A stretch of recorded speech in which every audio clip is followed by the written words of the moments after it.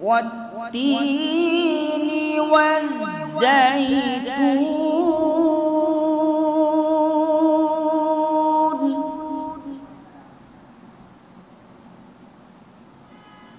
وطور سينين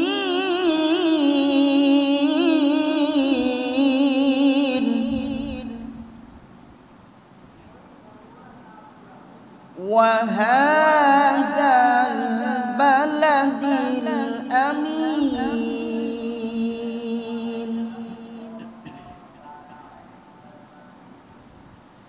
لقد خلقنا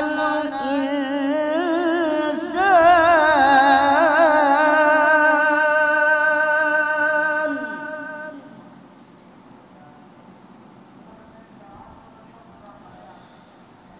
والتين والزيتون وطور سينين وهذا البلد الأمين لقد خلقنا الإنسان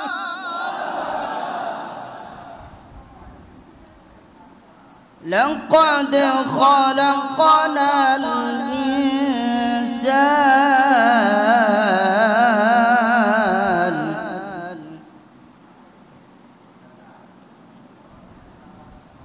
لقد خلقنا الإنسان في أحسن تقويم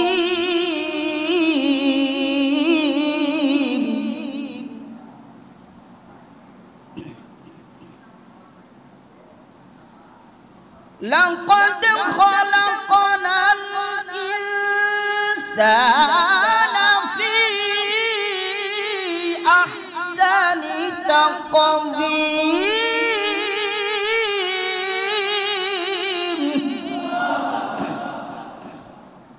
আল্লাহ রব্বুল আলামিন চারটি কসম করার পর বলেন লাকাদ খালাকনাল ইনসানা ফি আহসানি তাকওয়িম আমি আল্লাহ মানুষকে সূরতের দিক থেকে অবয়বের দিক থেকে শারীরিক গঠন স্ট্রাকচার অবকাঠামোগত দিক থেকে সবচেয়ে মানুষকে সুন্দর করে বানাইছি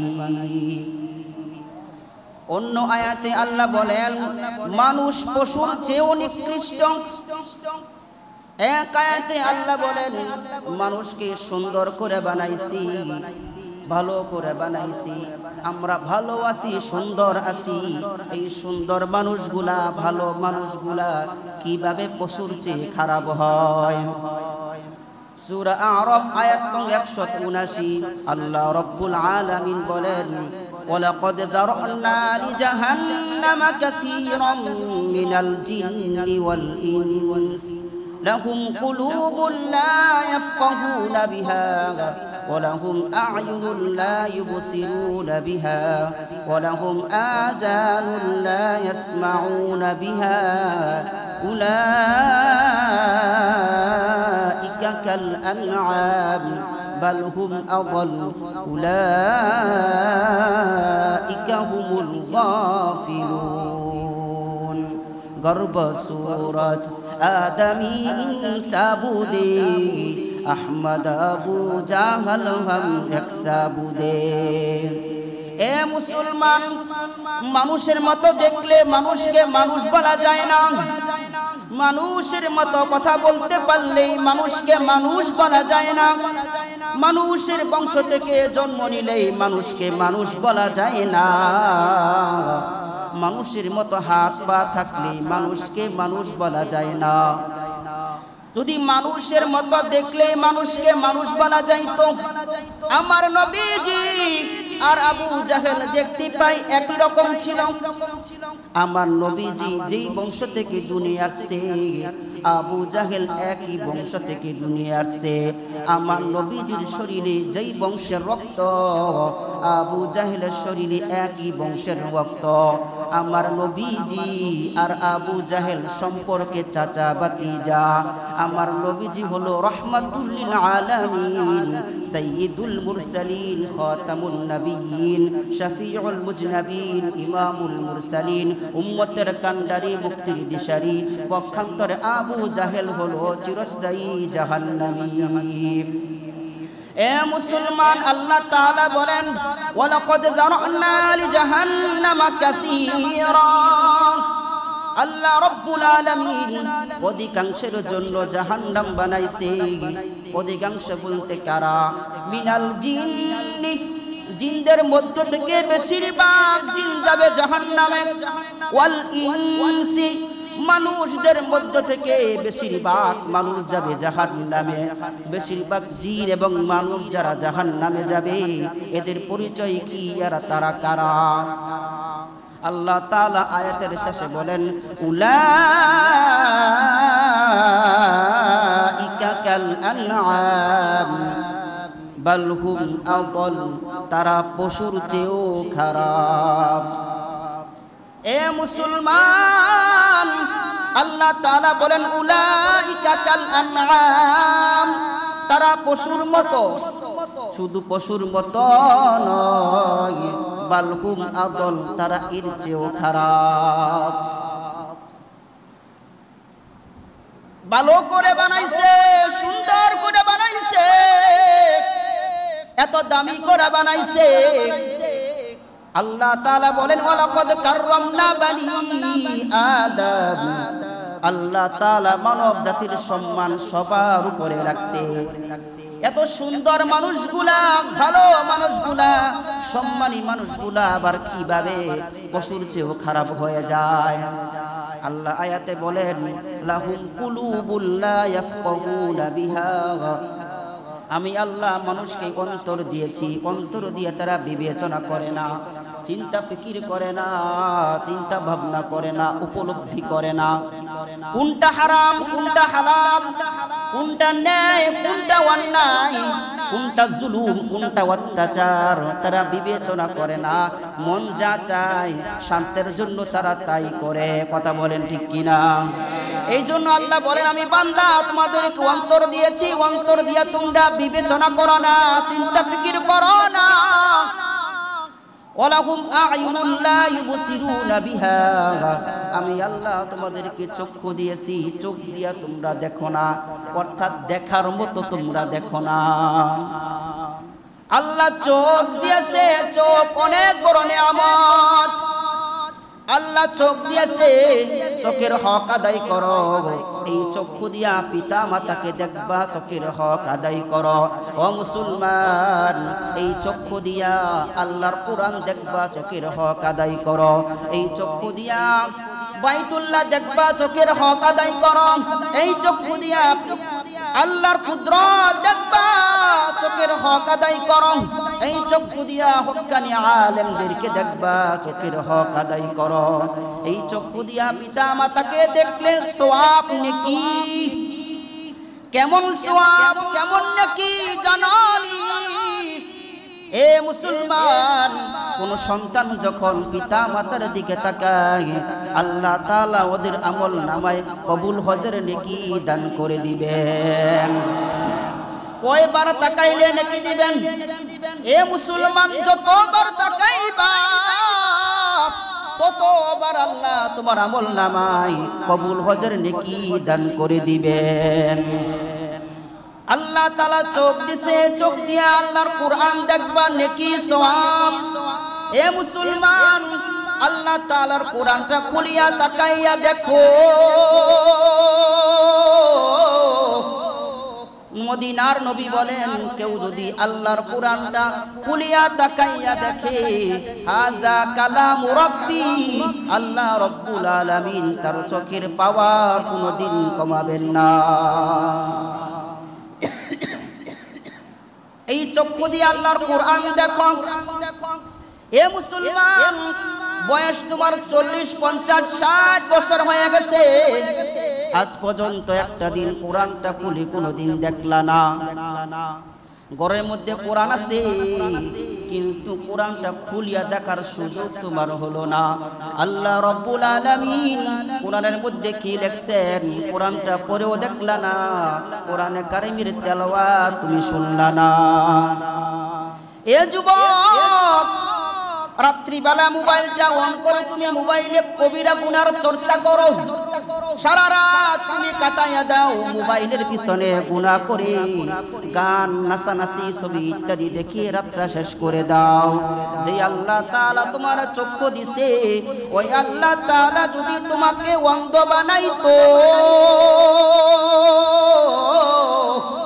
বলো তুমি চক্ষু দিয়া কেমনে গুনাহ করতা? আজকে তোমার মতো কত যুবক দেখো রাস্তার মধ্যে জন্ম অন্ধ।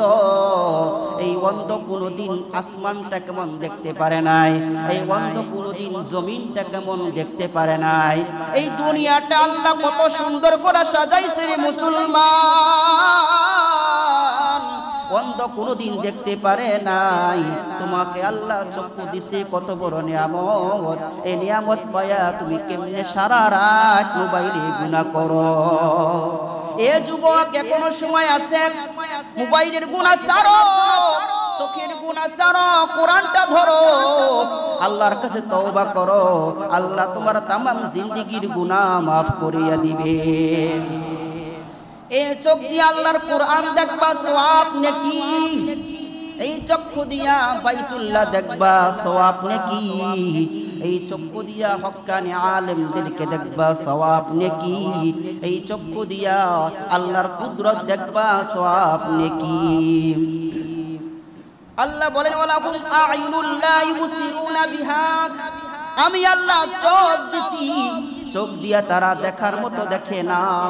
এই চোখ দিয়া বান্দা কুদৃষ্টি করি, চোখ দিয়া নাজায়েজ জিনিস দেখি, চোখ দিয়া বেপরদিগি করি, চোখ দিয়া গান বাজনা দেখি রে বান্দা।